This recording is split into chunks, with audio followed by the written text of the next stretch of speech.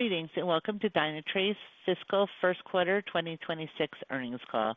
At this time, all participants are in a listen-only mode. A question-and-answer session will follow the formal presentation. If anyone should require operator assistance, please press star zero on your telephone keypad. As a reminder, this conference is being recorded. It is now my pleasure to introduce Noelle Faris, Vice President of Investor Relations. Thank you. You may begin. Good morning, and thank you for joining Dynatrace's First Quarter Fiscal 2026 Earnings Conference Call. Joining me today are Rick McConnell, Chief Executive Officer, and Jim Benson, Chief Financial Officer. Before we get started, please note that today's comments include forward-looking statements such as statements regarding revenue, earnings guidance, and economic conditions. Actual results may differ materially from our expectations due to a number of risks and uncertainties discussed in Dynatrace's SEC filings, including our most recent quarterly report on Form 10-Q and our annual report on Form 10-K. The forward-looking statements contained in this call represent the company's views on August 6, 2025. We assume no obligation to update these statements as a result of new information, future events, or circumstances. Unless otherwise noted, the growth rates we discuss today are year-over-year and non-GAAP, reflecting constant currency growth, and per-share amounts are on a diluted basis. We will also discuss other non-GAAP financial measures on today's call. To see reconciliations between non-GAAP and GAAP measures, please refer to today's earnings press release and supplemental presentation, which are both posted in the financial results section of our IR website. And with that, let me turn the call over to our Chief Executive Officer, Rick McConnell.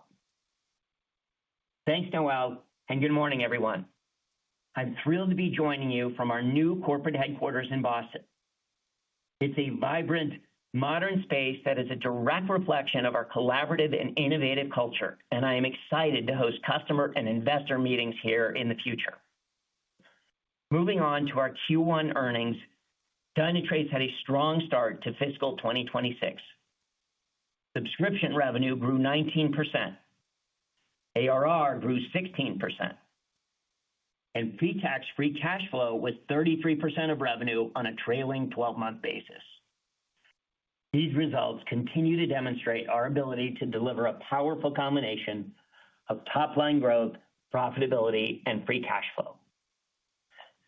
The strength of our AI-powered observability platform continues to resonate with customers as they look to standardize observability on a single end-to-end platform to deliver precise answers, deterministic insights, and intelligent automation. Jim will share more details about our Q1 financial performance and guidance in a moment. In the meantime, I'd like to share my thoughts on what we see as the durable drivers of growth in the observability market and why I believe Dynatrace is well-positioned to benefit from them. In the last several weeks, I've met with dozens of customers around the globe, and there is increasing alignment around three key approaches to unlocking value with observability: end-to-end observability, AI observability, and business observability. Let me start with end-to-end observability. The rapid rise of cloud modernization and AI workloads has caused a massive explosion of data and complexity. Hyperscalers are now generating more than $265 billion in annualized revenue, growing in the mid-20s. And this immense shift to the cloud is creating a level of scale too large for humans to manage. Meanwhile, traditional observability solutions used by organizations to manage digital workflows are often siloed and do not deliver the holistic picture needed to optimize results. And dashboards and other visualization tools require substantial manual oversight and response. Organizations are consequently looking for an end-to-end observability platform that provides deep analytics and insights, ultimately enabling automated response. This is precisely the differentiating power of Dynatrace, allowing customers to take a proactive approach to address these challenges and deliver radically better outcomes. End-to-end observability first requires unification across observability domains, with organizations increasingly seeking a single solution for applications, infrastructure, log analytics, real user monitoring, application security, and other areas. By providing a unified platform, Dynatrace provides a complete picture of digital services rather than customers having to stitch them together manually. End-to-end observability also necessitates a common data layer. Dynatrace customers benefit from the power of Grail, our massively parallel processing data lakehouse that houses all data types, logs, traces, metrics, real user data, and more, in context to provide accelerated insights at enormous scale. And finally, end-to-end observability mandates accessibility by all personas. With Dynatrace, developers, platform engineers, SRE teams, IT ops, and even executives can now all leverage the same data in a unified platform to enable the groups to work better together to remediate, protect, and optimize cloud-native workloads. Organizations are also able to extend left to take advantage of observability insights much earlier in the development process. This brings me to the second application of observability, AI observability. At Dynatrace, we have been using AI to deliver insights for over a decade, and we continue to innovate aggressively in expanding our capabilities. We utilize multiple AI techniques in our platform. Causal AI for root cause analysis, predictive AI to apply anomaly detection and machine learning to anticipate issues, and generative AI to make the platform accessible to a wider array of end users. And customers are increasing their use of the platform to observe their AI workloads. For example, one financial software customer deployed agents to automate many different finance tasks. Prior to the launch, they leveraged Dynatrace's AI observability to validate performance of their new agent capabilities. A large insurance company has been building an internal AI platform to increase the efficiency of their engineering teams. They utilize Dynatrace to help ensure their AI platform is functioning correctly and cost-effectively. Furthermore, we have built our third-generation platform with Grail at its core to seamlessly unify observability, security, and business data. This foundation empowers intelligent decision-making and action, enabling enterprises to transition from human oversight to intelligent autonomous systems. We recently announced significant advancements in our platform, evolving its ability to serve as the knowledge, reasoning, planning, and actioning framework of agentic AI, and provide trustworthy precision and adaptability. We believe that agentic AI advances the fulfillment of our vision by providing a clear directional heading that drives the core of our operations. And we are driving toward an agentic AI ecosystem in which our AI agents will interoperate with third-party AI agents to take appropriate action. Importantly, deterministic answers are critical for agentic AI to work properly. You have to trust answers to take action on them, which is precisely the confidence that we believe the Dynatrace platform provides. The third way customers are driving outcomes with observability is business observability. We think of business observability as the ability to deliver meaningful business value beyond technical analytics, root cause analysis, and mean time to resolution. Because we include business events as a data type in Grail, we can provide a broad set of insights like business process optimization, revenue impact, and real-time analytics for any observability source. For example, a large airline uses Dynatrace to assess gate operations and baggage handling. A cruise ship operator focuses its Dynatrace insights on the passenger onboard experience. And financial services firms are interested in time to open an account or mortgage or to make a payment. Business observability is about identifying the key performance indicators a customer wants to address and leveraging an end-to-end observability framework to optimize their attainment. And this is where Dynatrace can increasingly become a force multiplier for businesses looking ahead. These three enterprise use cases for observability represent a strong growth opportunity for Dynatrace. And we are investing in sales and marketing initiatives across those areas. So next, I'd like to share several proof points of our go-to-market momentum from the first quarter.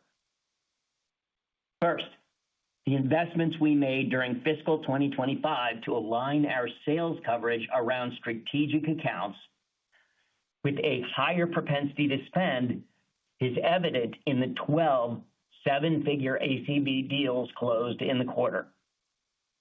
Additionally, our strategic enterprise pipeline has grown nearly 50% year over year, with the pipeline contribution of deals greater than $1 million more than doubled over that time frame. Second, we continue to see strong traction with our partner ecosystem, most notably in the growth and contribution of GSIs. Partners were involved in 10 of the seven-figure deals we closed in the quarter, and GSIs played a role in more than half of those. Our largest GSI partner's ARR contribution in the first quarter has more than tripled year over year. And finally, the recent traction we're seeing in logs is a direct result of our broad-based sales execution in this area, combined with the investments we've made in building out strike teams to drive adoption. In Q1, our logs consumption increased 36% sequentially and well over 100% year over year. Given this traction, we remain confident in our ability to achieve $100 million in annualized logs consumption by the end of this fiscal year. Given the noteworthy traction of logs in the first quarter, I'd like to take a moment to discuss logs in more detail and why we believe we are positioned to win material share in this space. In particular, logs have rapidly become a core element of end-to-end observability, as I mentioned before. And our third-generation platform provides the core capabilities to deliver meaningful value as customers expand in this direction. Dynatrace's log management solution has multiple advantages. By combining logs with other data types, logs actually add increased value in delivering deeper, more contextualized observability insights. Moreover, unlike traditional solutions, Grail does not require rehydration of logs, so they are always available and don't require manual categorization and separate complex pricing. And finally, we are able to offer our log solution at a lower cost, including unlimited querying over a fixed time window, maximizing insight while controlling spend. Once customers experience the value of our log management solution as part of their Dynatrace platform deployment, they often rapidly expand their usage. A major airline that became a customer within the last 18 months as a multi-vendor competitive takeout with end-to-end observability has now already exceeded an annualized logs consumption of several $1 million. In fact, many of our seven-figure ACV wins in the quarter were with customers looking to modernize their log management solution, consolidating logs from multiple vendors as part of a broader end-to-end observability strategy. A Fortune 100 retailer expanded their deployment with Dynatrace to provide a precise view of the customer journey from online ordering through pickup. A global leader in logistics and transportation engaged us to unify their data to reduce operating costs and increase efficiencies. And one of the largest insurance providers in North America is going all in with Dynatrace to help them improve their customer experience with our unparalleled visibility into their enterprise-wide environment. All three of these customers have a planned annualized logs consumption of at least $1 million. Finally, analysts continue to recognize Dynatrace as an industry leader. Last month, Gartner named Dynatrace a leader in the 2025 Gartner Magic Quadrant for Observability Platforms, positioned highest in execution. This is the 15th consecutive year that Gartner has named Dynatrace a leader. Moreover, we ranked number one across 4 of the 6 use cases in the 2025 Gartner Critical Capabilities for Observability Platforms report, and second in the other 2 use cases, a very strong achievement. Plus, we were named a leader and outperformer in the 2025 GigaOM Radar for Kubernetes observability. We are proud of these achievements and committed to the ongoing innovation and customer engagement needed to earn these accolades year after year. To wrap up, the observability market opportunity is stronger than ever. We have a significantly differentiated AI-powered platform that provides the foundation for end-to-end observability, AI observability, and business observability. We deliver significant customer value, and we have a compelling business model which has enabled us to deliver a sustained balance of growth and profitability. Tim, over to you. Thank you, Rick, and good morning, everyone. Q1 was indeed a strong start to the fiscal year. Once again, we surpassed the high end of our top-line growth and profitability guidance metrics. Notably, and as Rick mentioned, we had a strong expansion quarter with a dozen 7-figure expansion deals, many of which have planned log management deployments. The building block fundamentals that serve as leading indicators of future growth potential continue to gain traction in the company. Specifically, we are seeing growing momentum in large deal activity, expanding tool and vendor consolidation opportunities, building execution with our partner ecosystem, most notably with GSIs, further penetration of our Dynatrace platform subscription licensing model, and accelerating consumption and adoption of the platform, logs notably. Let's review the first quarter results in more detail. Please note, the growth rates referenced will be year over year and in constant currency, unless otherwise stated. Annual recurring revenue, or ARR, ended the quarter at $1.82 billion, representing 16% growth. Q1 net new ARR on a constant currency basis was $51 million, up 13% from a strong first quarter last year. Expansion activity was robust and particularly strong in our North America geography and our GSI channel. In Q1, we added 103 new logos to the Dynatrace platform. Our average ARR per new logo was over $130,000 on a trailing 12-month basis and in line with our target land size. Once customers experience the value of the Dynatrace platform, they have been quick to expand their usage. Our average ARR per customer continues to increase, reaching nearly $450,000, highlighting the ongoing adoption of the platform and business value we provide to customers. As we have shared previously, given the significant cross-sell and upsell opportunities in our enterprise customer base, we believe the average ARR per customer opportunity could be $1 million or more over the long term.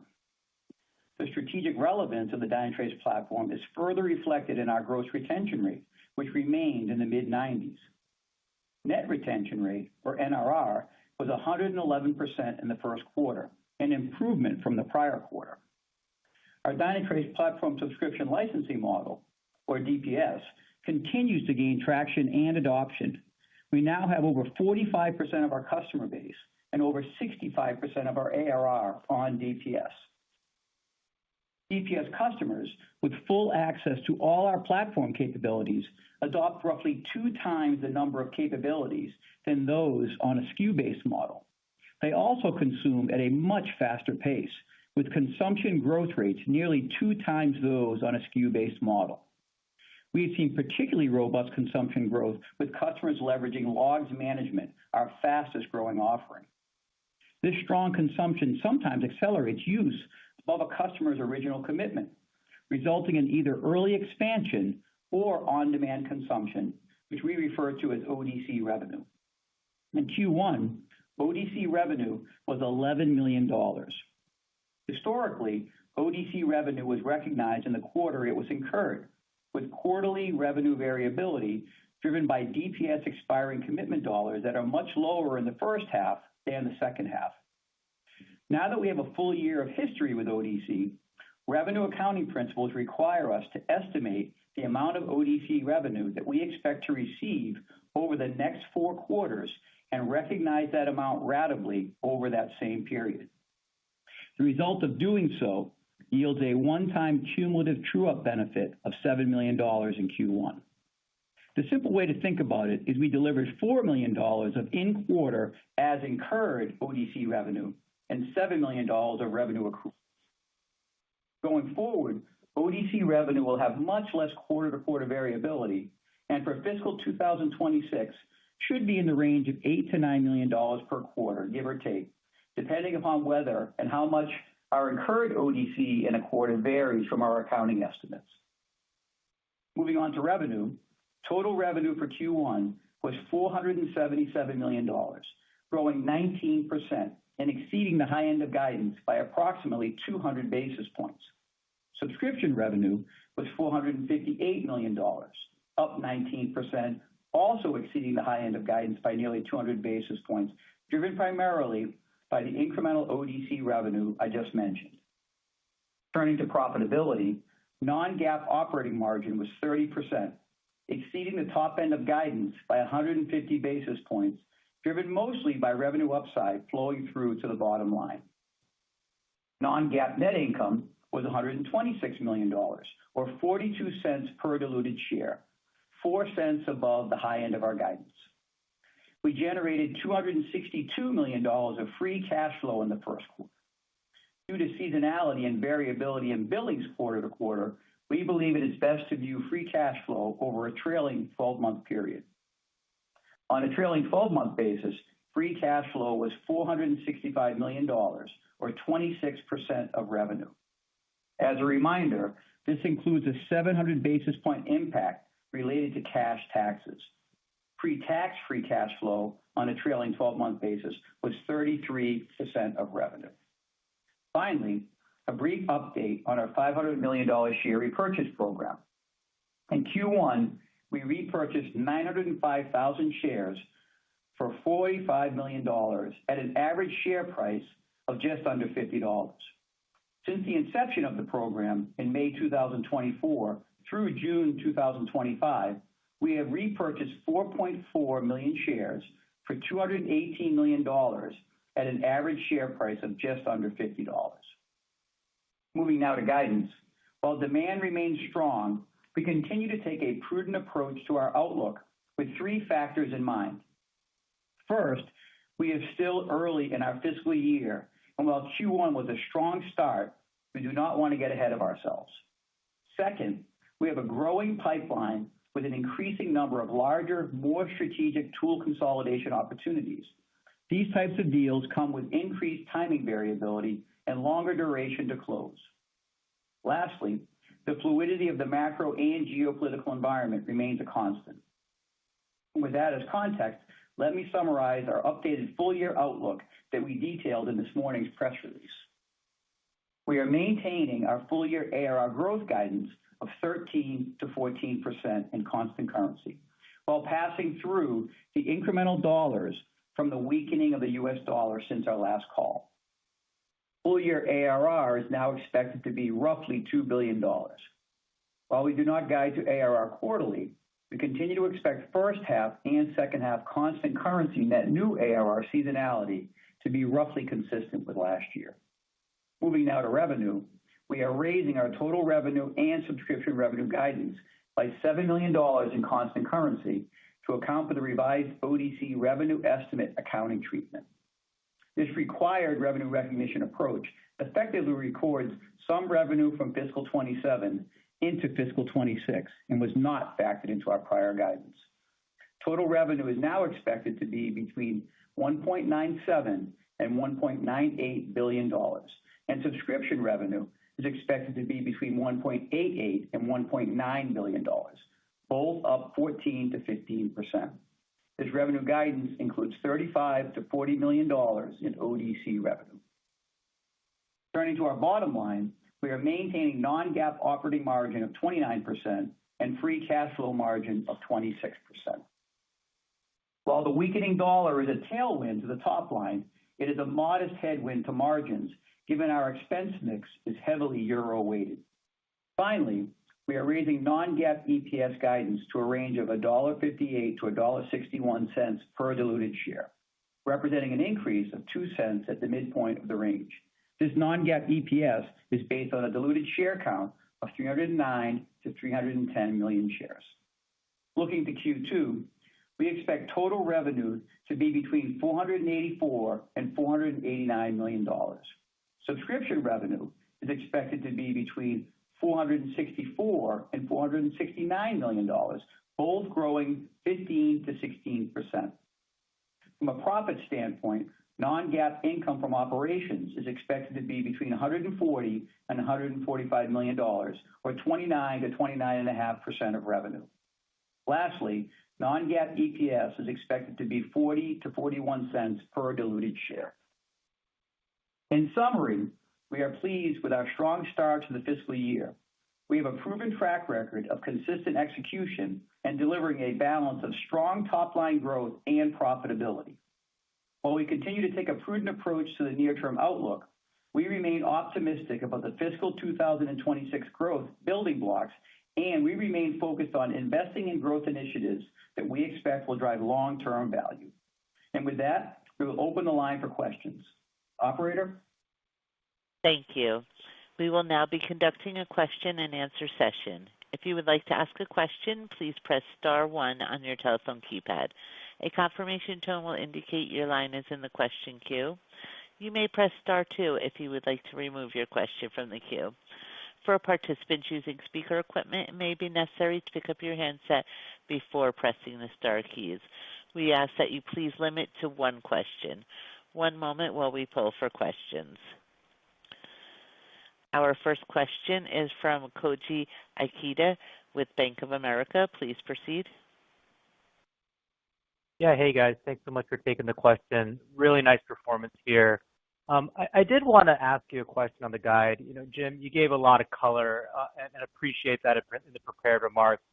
But why not raise the constant currency guide? You know, DPS is sounding strong, logs is sounding strong, ODC is ramping nicely, and so just wanted to hopefully get additional color there on the guidance. And then one additional question on the guidance methodology. Should we as investors just always anticipate in fiscal 1Q going forward that we will not be getting updates to the constant currency ARR guidance? Thanks so much. Yeah, it's just a good question, Koji. As you know, last year, we also went through a process where we said we were going to maintain the guide early in the year. The reality is we have 20% of the year under our belt. And while we are very pleased with Q1 was an exceptional start, it's still early.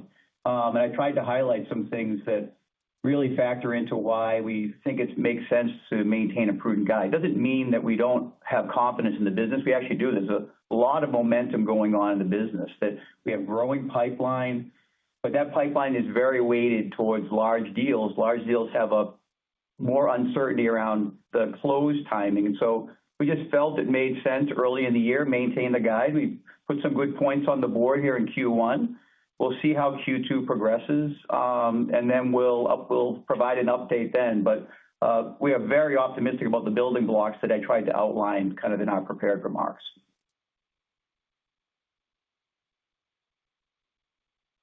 Our next question is from Raimo Lenschow with Barclays. Please proceed.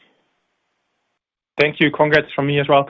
I wanted to talk a little bit about you talked about the bigger deals, Rick, and the consolidation. Can you speak a little bit of like who you're consolidating there? I would assume on the logs it's going to be Splunk, but it does feel like it's broader than that. And as part of that, like what's the appetite in the market for these sort of deals? Thank you. Thanks, Raimo. I'll take that one. The short form is all the log vendors, the traditional log vendors that you might imagine. The strong waves of change, I think, in the market are toward integrated solutions, end-to-end observability.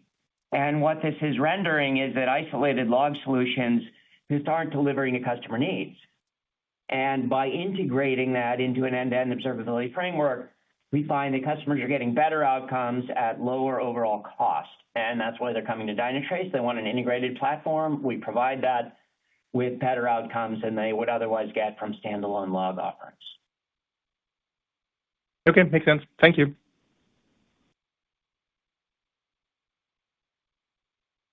Our next question is from Eric Hiltz with KeyBanc Capital Markets. Please proceed.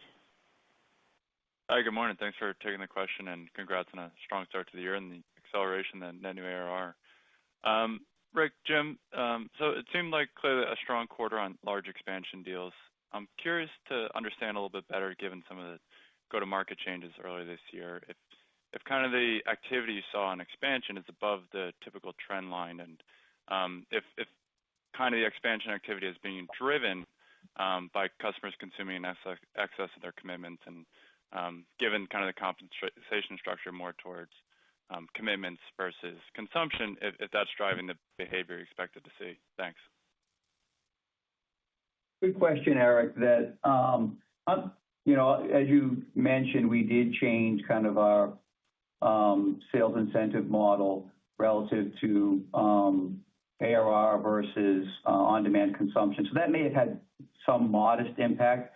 I think it's more driven by the changes that we made in our go-to-market area last year, where we talked about changing our segmentation and weighting more resource in higher propensity to spend customers. And we're starting to see that. Those large customers, we're seeing large expansion opportunities. So the pipeline, I think, is more driven by, and the performance is more driven by, we now have a year of that activity, and you're starting to see it manifest itself in closed deals. And given where we weighted the resources, it's not surprising that we're seeing it with large expansions. We talked about 12. That's like more than triple the number of $1 million deals. And I think we nearly doubled the number of deals over $500,000. So a very, very strong expansion quarter. And we're optimistic. The pipeline is very heavily weighted, in particular in those areas that we made investments in. I know Rick commented on that in his prepared remarks. So we are optimistic. The only thing I would say with that is that we do know that the timing of when large deals close can be variable. And so we just wanted to make sure that we apply a bit of prudence in the guide for that. We'll see how things play out, but that hopefully gives you a bit of color. I'd just add to that our D1 organization, which is our services and customer success organization, they are more focused than ever on driving consumption of the platform. And the consumption of the platform is, of course, then driving some of this pipeline around strategic enterprises to enable us to get to 50% growth year over year in that pipeline, even greater growth in the $1 million plus category of ACV deals. So it really is a concerted company effort spanning from our sales go-to-market all the way through our marketing efforts and inclusive of our services efforts as well. Our next question is from Patrick Colville with Scotiabank. Please proceed. Thank you for taking my question. This one is for Rick or Jim. This change to ODC and the rev rec, Can you just go through the other metrics that were impacted by this? I mean, you touched in the prepared remarks that in quarter and fiscal 26 bottom line has seen a tailwind. But what about, what about top line metrics like NRR? Like, did they see a benefit from this ODC rev rec change? Thank you. Yeah, no, there's no impact for any other metric relative to this revenue accounting estimate change. That has only to do with revenue recognition. But what I will say is relative to DPS, which ODC, I bring you back to our contracting vehicle of Dynatrace Platform Subscription. We talked about the fact that it's over 45% of our customers now, over 65% of our ARR. And the metrics, Patrick, those customers that are on DPS, I mentioned they consume more of the platform, nearly 2x a customer that's on a SKU-based contract. They consume nearly 2x the number of capabilities. They have much higher NRR. They have much higher renewal rates. So across the board, get them on DPS, as Rick said, have our teams drive consumption, and ultimately it'll either manifest itself in customers consuming earlier, which will either be an ODC, or they will expand earlier. And I'd say we are very confident in where we're at, and we're going to continue to make more traction in that area. So just to be very clear, since I know it can be somewhat confusing, ODC is not at all impacting ARR or NRR. It impacts no metric other than revenue. Right. Our next question is from Matt Hedberg with RBC Capital Markets. Please proceed. Great, guys. Thanks for taking my question. Congrats on the results. Realizing DPS contracts are typically 3 years, I'm wondering if you're seeing anything different with this year's DPS cohort versus last year, and anything different about ODC, as last year's cohorts sort of like move into year 2. That's a good question, Matt. I'd say the cohort classes, as I mentioned before, are all going to behave differently. You are 100%. This is the second year of we have our first cohort class of Q1 26, that has gone through their. I'm sorry, Q1 25 was the first cohort class. That cohort class is now in their second year. We now have the new cohort class.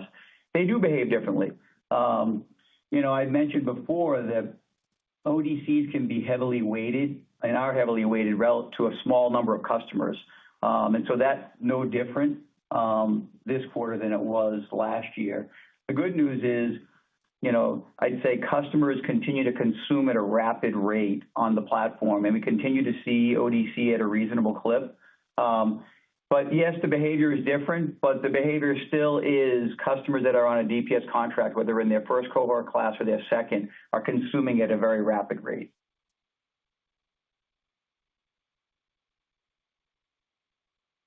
Our next question is from Sanjit Singh with Morgan Stanley. Please proceed. Thank you for taking the questions. In your comments, Rick, and as we go through the Q&A, I can definitely sense a lot of optimism, and you guys sound pretty good about the go-to-market changes.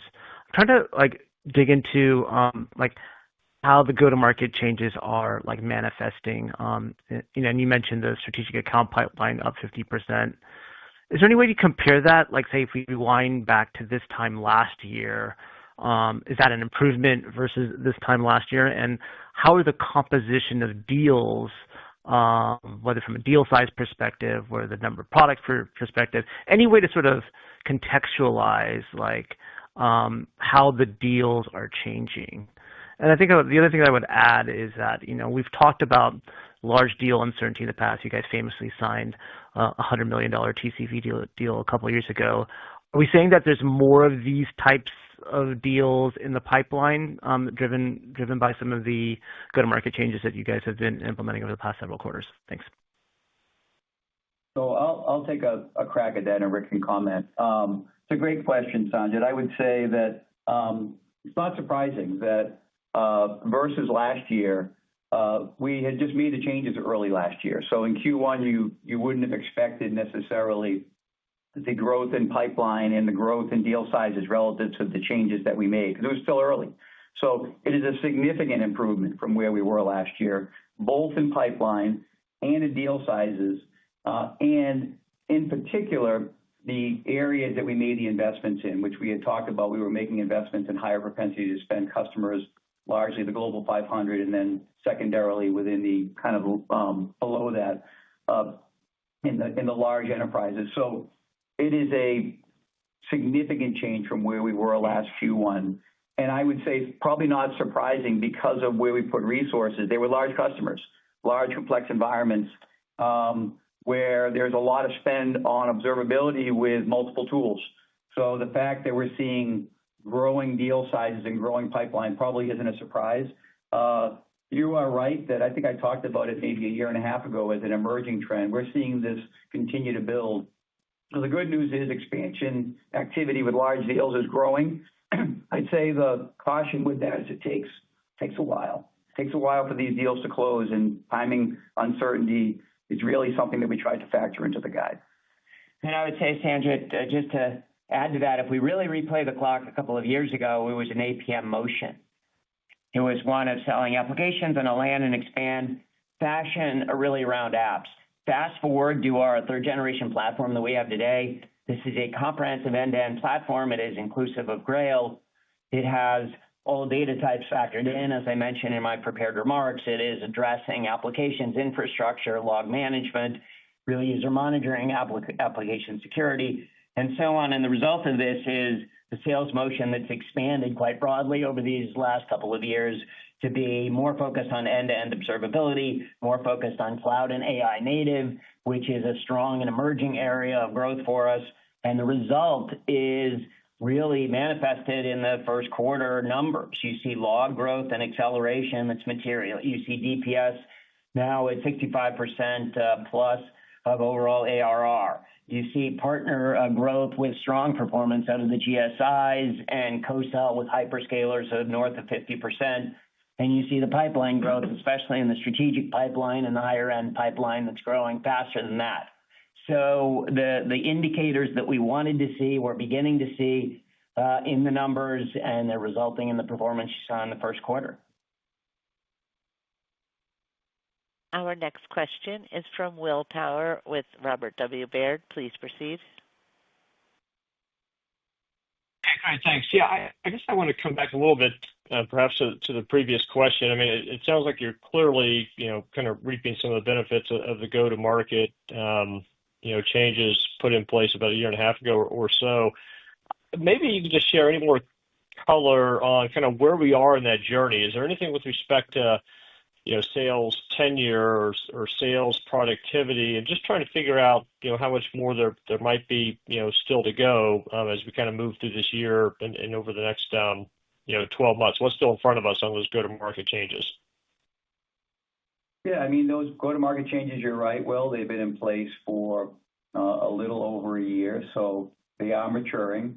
As we talked about last year, that the reps that we added throughout the year. So our rep tenure is still a little weighted more so than historical levels to younger tenured reps. But I think the expectation is as the year progresses, you'll see an improvement in that tenure. And we've certainly seen that reps that are more tenured produce more. So, as Rick outlined, we feel really good about the changes. The way you see those changes manifest initially is in growing pipeline. We are seeing that. But the second way you see that is in deal closures. You're actually starting to see deal closures that I think are a manifestation of some of these changes. So we're very optimistic about the changes. We think that they're starting to show up in the results. And we'll have to see how the year progresses, and we'll give you an update along the way.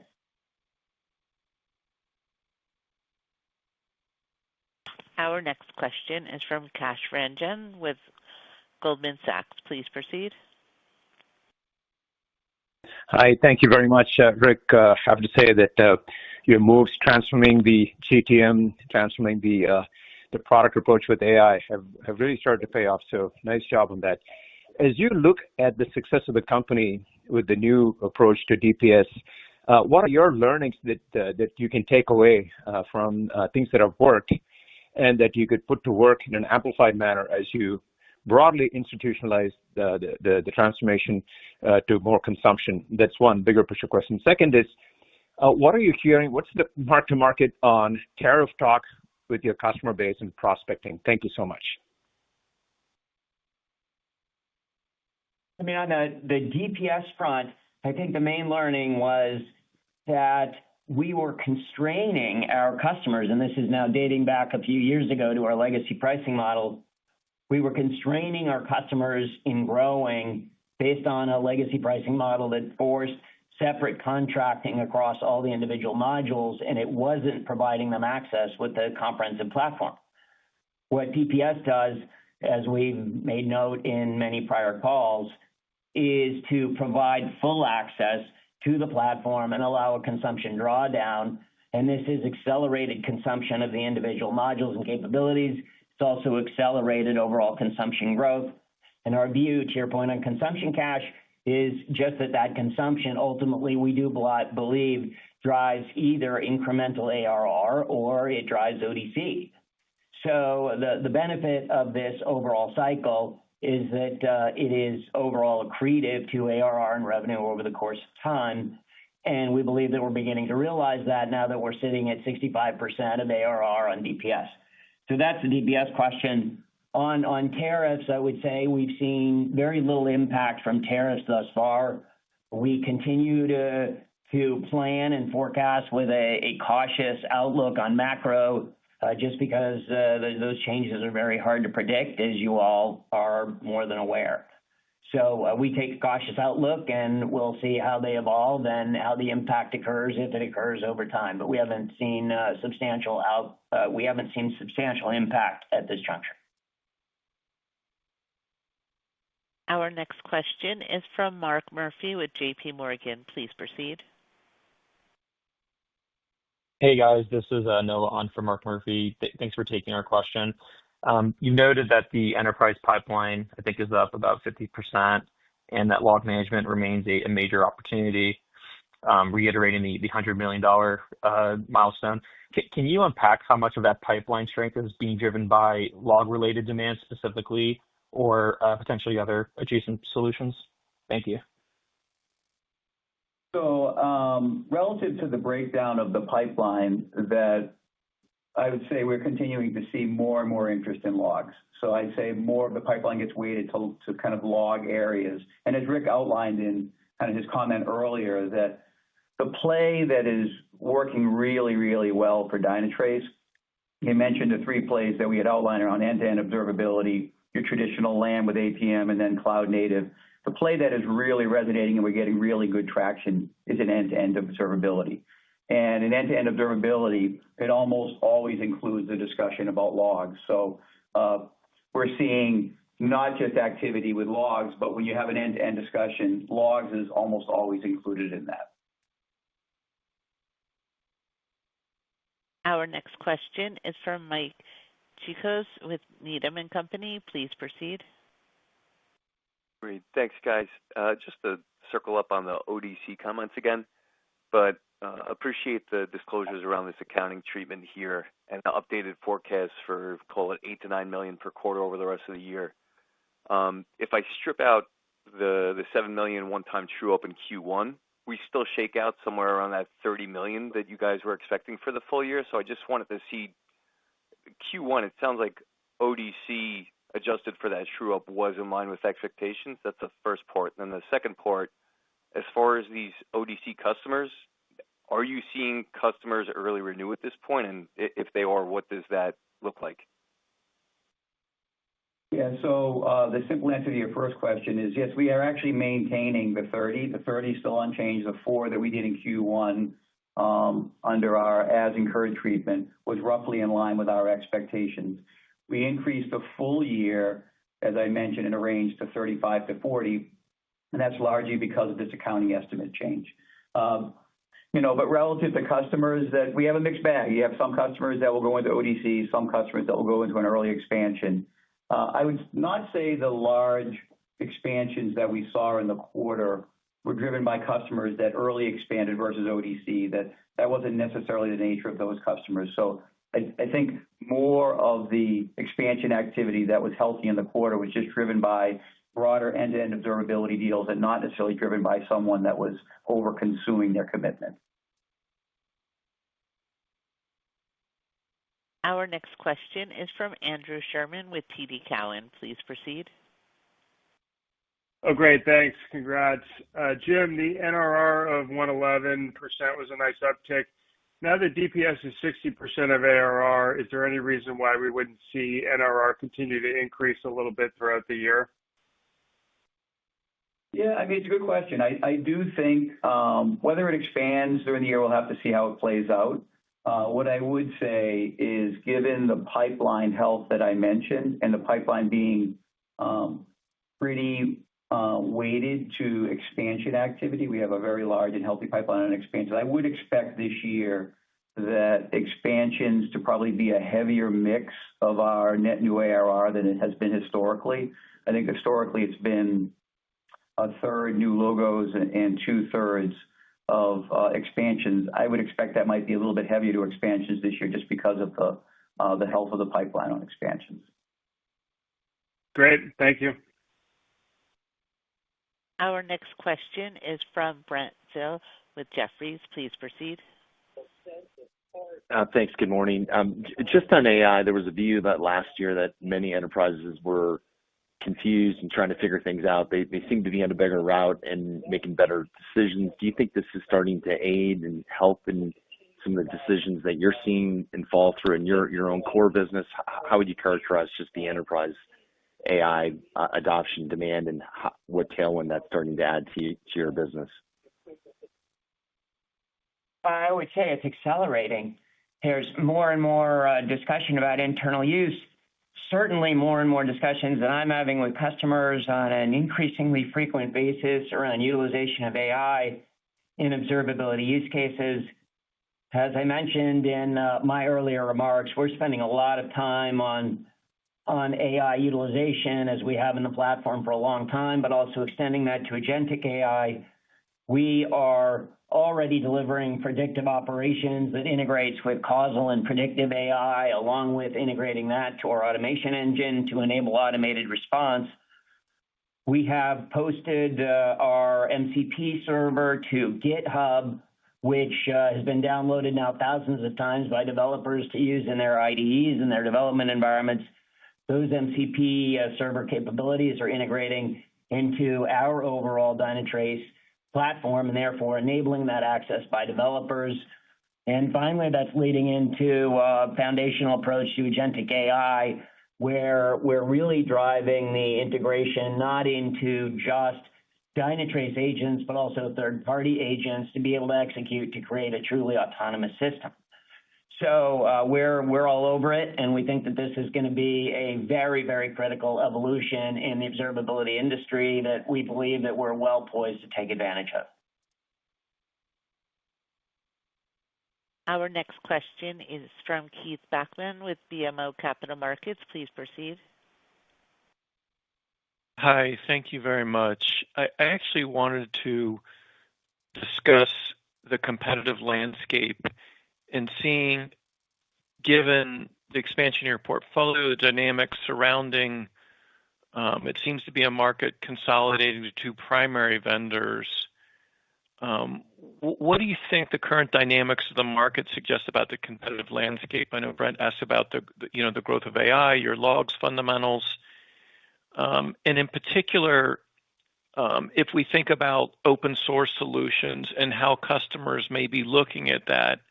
One of your competitors deals with startups, including AIs, and it's sort of understood they may be going, one of their customers may be going more towards do-it-yourself and or leveraging some open source technologies. What are you guys seeing? If I break it down into the two parts, it seems like your net retention rate is steady, but what about some of the deals that are called, more new greenfield? Are you seeing any changes there in the competitive dynamics? Particularly from open source projects. And then Jim, just a quickie for you, your free cash flow was strong this quarter, certainly above our estimates by a reasonable amount. anything that you want us to keep in mind as we look for the next 3 quarters? You didn't change the free cash flow guidance for the year despite stronger results. So anything you want to call out or ask us to keep in mind for our free cash flow targets for the year? Thank you. Thanks, Keith. I'll take the first part, let Jim take the second part. On the competitive environment, just to be crisp about it, obviously a lot always going on in a competitive environment. What we would say is no substantial change over what we had seen a quarter ago or even a couple of quarters ago in terms of who we tend to see in the market, who we're competing against, and in which customer segments. I would say there has been little to no leakage that we've observed to open source at this juncture. Jim, you want to take that? Yeah, and I'd say on free cash flow, Keith, that as we shared before, that free cash flow is always going to be strong in our first and fourth quarters, just given the seasonality of when we actually have bookings and then you see collections activity. So it'll be strong in the first quarter. In the fourth quarter, it'll be light in the second and the third quarter. So I don't expect it to be materially different than what it is historically. And we maintain the guide. We maintain the guide. You know, there is a little bit of a headwind, I would say, on ARR, which obviously manifests itself in billings. But there is the tailwind. There is a headwind on spending. You know, we have a very large percentage of our expense base that is in euros. And so we just felt it was appropriate to just maintain the guide to account for, you know, some foreign exchange headwinds on spend. Our next question is from Brad Reback with Stifel. Please proceed. Great. Just building on the hyperscaler comment a minute ago, can you remind us how your business skews? Does it skew more towards Azure, or is it fairly evenly weighted across the three? Thanks. It skews more towards AWS, but we are seeing growing traction with Azure in particular. Great. Thank you very much. We do have our third generation platform, Brad, now on all 3 major hyperscaler platforms. So we're really quite indifferent as to how it proceeds. So it's really customer driven. Our next question is from Joshua Tilton with Wolfe Research. Please proceed. Hey, this is Patrick on for Josh. Thanks for taking our question. Wanted to touch on the new logo ads in the quarter, which were down quite a bit year over year and sequentially. And it sounds like maybe the pipeline on the new logo side is a little weaker, or at least relative to the expansion opportunities. Can you just comment on why that is? And should we think about this as sort of the new run rate this year, or anything to call out related to what you might be doing to improve those customer ads going forward? Thanks. Yeah, it's a good question. New logos were a little bit lighter. As I mentioned earlier, that I do think we're going to have a heavier expansion mix this year. And I think it is a bit of the nature of the beast with some of the segmentation changes we have, where we made changes with install base accounts, with reps. We're getting earlier traction with expansions. So reps will sell what is easiest to sell within the install base pipeline. And so we are seeing the pipeline kind of weighted towards deals like that. The new logo pipeline is healthy. It's, you know, so I'd say that would I prefer maybe a different mix than what we're seeing?